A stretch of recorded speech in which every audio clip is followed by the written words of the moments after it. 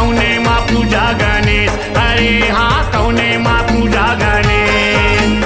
कौने महीना माँ तीजा तिहारे, कौने माँ पूजा गणेश, अरे हाँ कौने माँ पूजा गणेश। कौने महीना माँ नवमी दशहरा, कौने महीना माँ नवमी दशहरा, धरे जो गनिया के भेष होरी मैं हाँ कैसे, हाँ हाँ रे होरी मैं हाँ कैसे के खेल हो रे।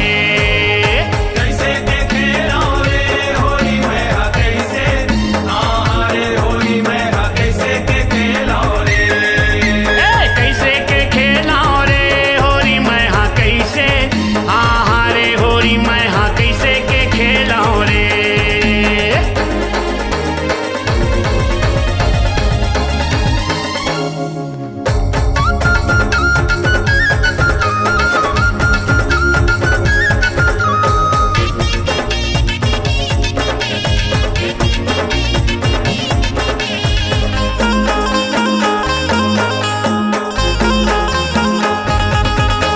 सावन महीना माटी जाती हारे, भादो में पूजा गणेश, अरे हाँ भादो में पूजा गणेश।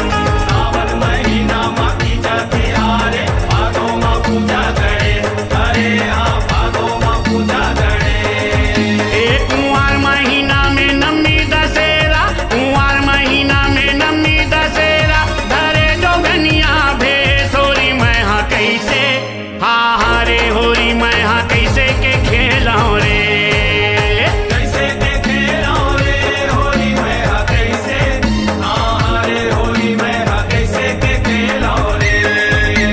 कैसे के खेला रे होरी मैं हाँ कैसे, हाँ हाँ रे होरी मैं हाँ कैसे के खेला रे।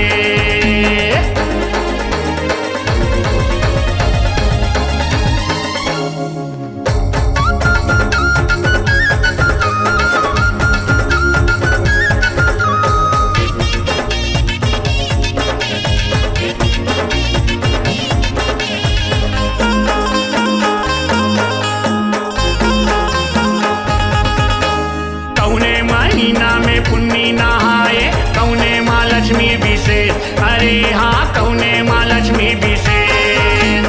कौने महीना माँ पुन्नी नहाए, कौने माँ लक्ष्मी विशेष, अरे हाँ कौने माँ लक्ष्मी विशेष। कौने महीना माँ रंगे गुलाले, कौने महीना माँ रंगे गुलाले, मारा थावे पी के तेज होरी मैं हाँ कैसे, हाँ हाँ रे होरी मैं हाँ कैसे के खेल हो रे।